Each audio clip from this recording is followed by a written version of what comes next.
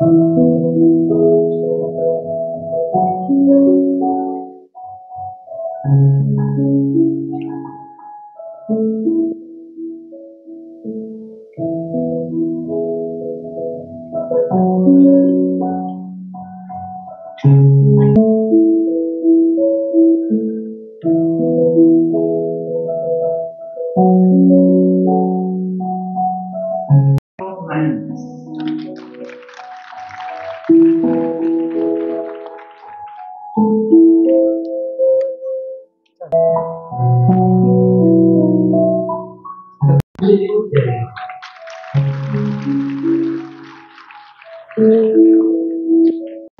Carmela Obayan Omania.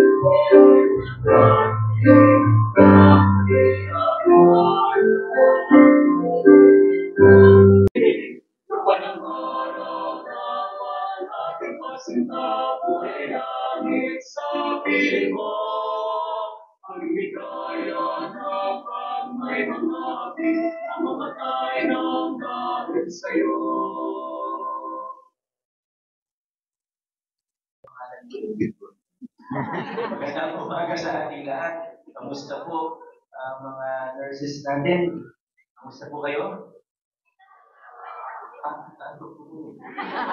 Masaya kayo sa pagkakataon nito. At alam niyo, kami, na Councilor Angelo, Councilor Simon, kanina pala dumaan si Congressman Roman kasi hindi na po naantay ang pagsimula ng programa dahil hindi sa Kongreso.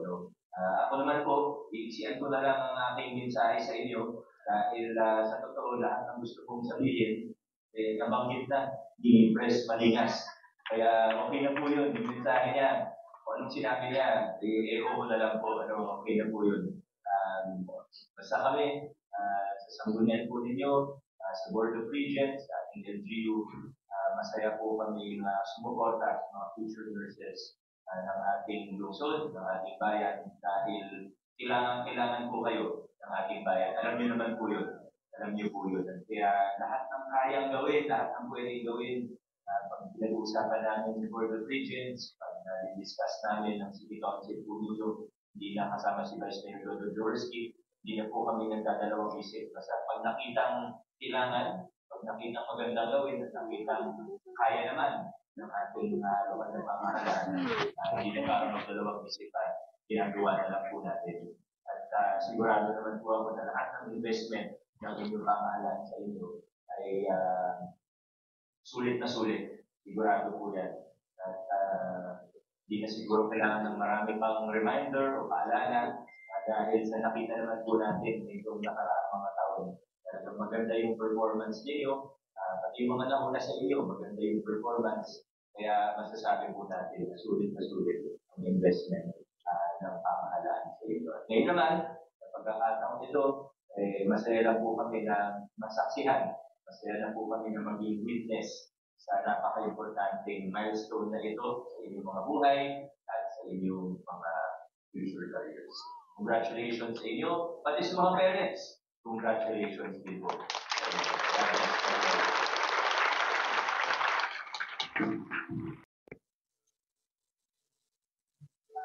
The pin is fixed on the nurse's chest, together with the caps on their heads, to remind them that the comfort of their patients is their responsibility, that they should never disregard all of the teachings that their mentors have passed on them. The candle serves as the light on the nurse's path, that they may always be guided by the knowledge and skills taught by their mentors to lead the way. Also, these candles help them see patients not only on their physical appearance, but also with their emotional and spiritual aspects. The same manner that Lord Jesus sees each and every man. The ring, the tradition of obtaining a college ring, began more than 175 years ago, and it remains upon. More so, it will also remind them of the fond memories that they made as a student. At this juncture, may I invite Dean Michelle Flores, Dean of the College of Nursing, for the ceremonial lighting of the mother lamp.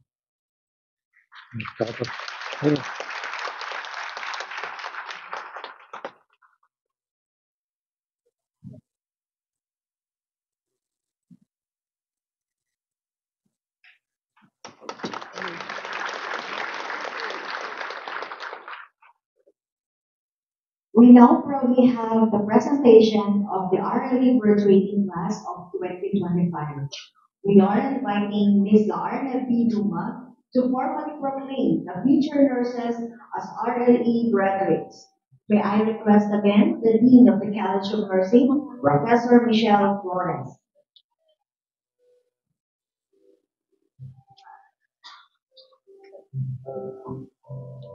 Dean Michelle Flores, may I present to you the 80 candidates batch for clinical graduation batch 2025 with Pie de la Salud, comprising of 18 gentlemen. Successfully completed the 2,703 RSP hours in accordance to the CMO 15.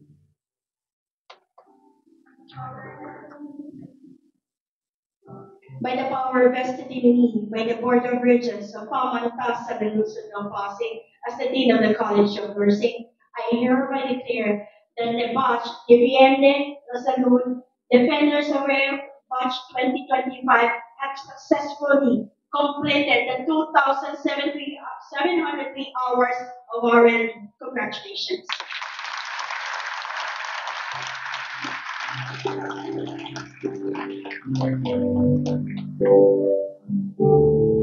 Congratulations, BSN de Pie de la Salud, Class 2025.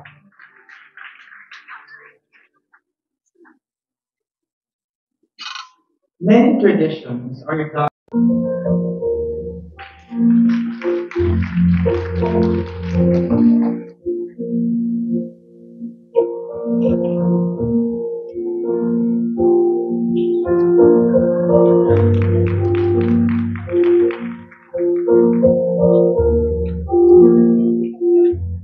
Almasco Eliza P.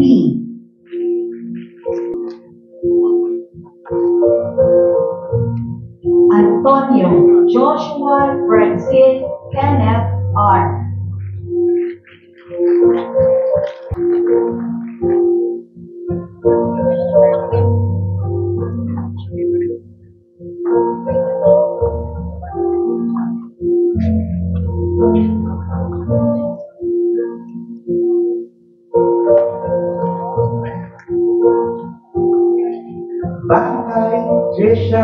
Stella Mary.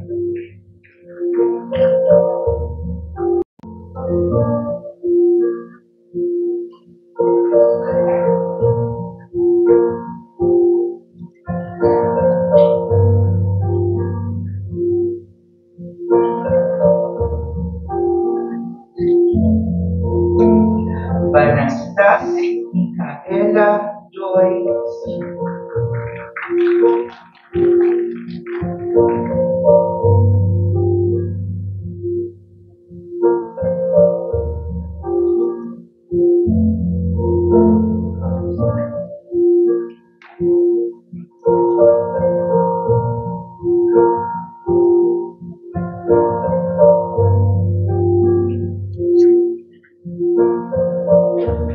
Bautista Hannah B.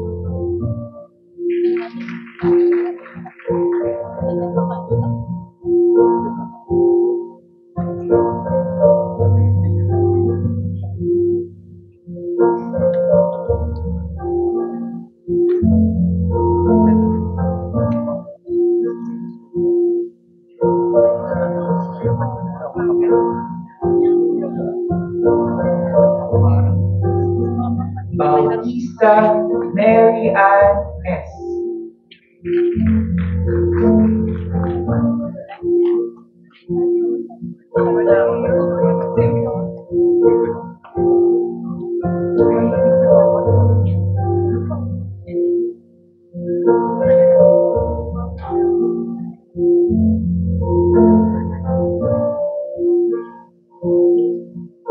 Bernabé Elia Lane B.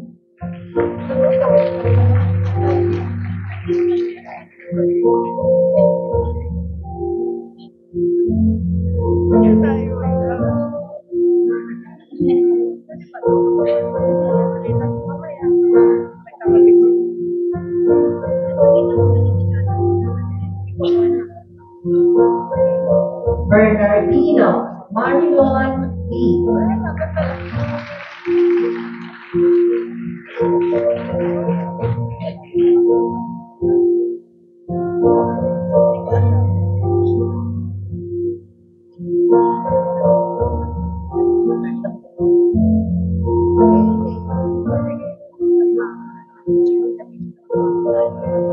Borja Lane Francine B.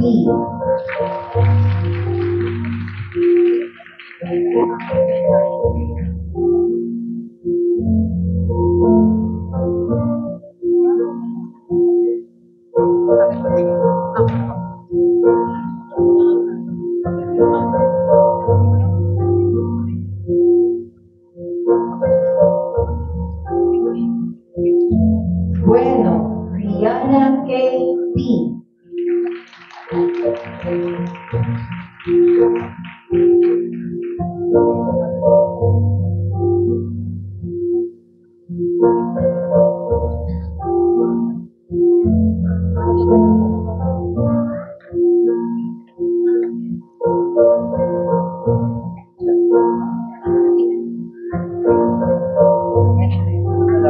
Bulabang Nicolas R.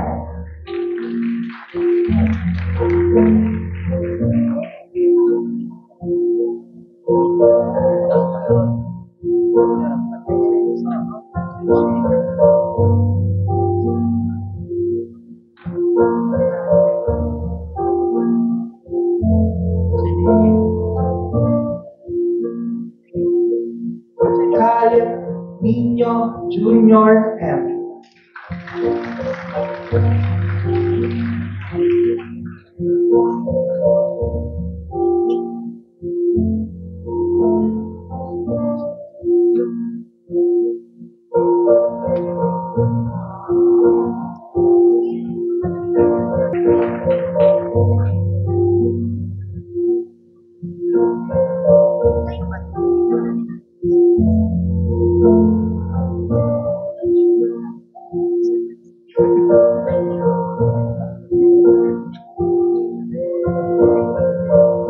Cebu Mary Cassandra C.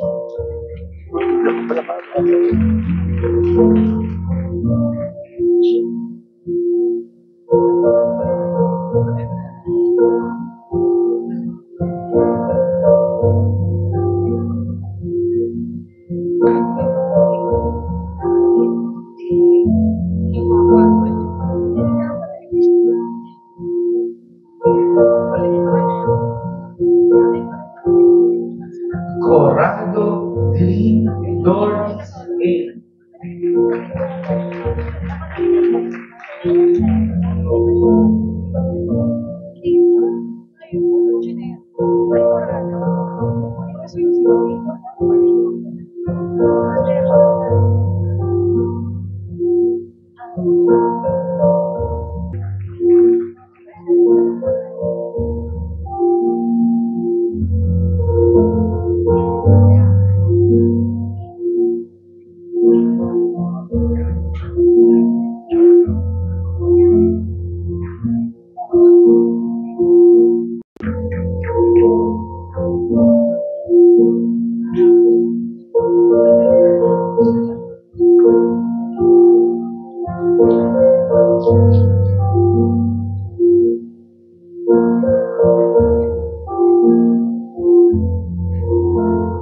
Fernandez Rodney E.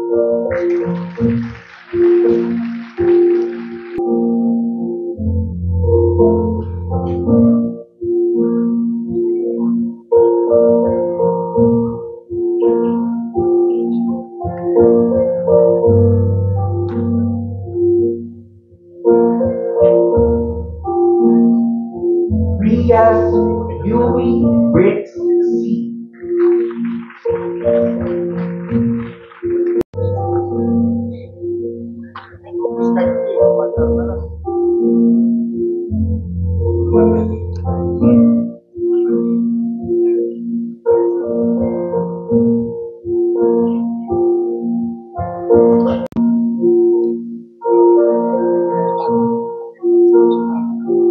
Gonzalez Gina L.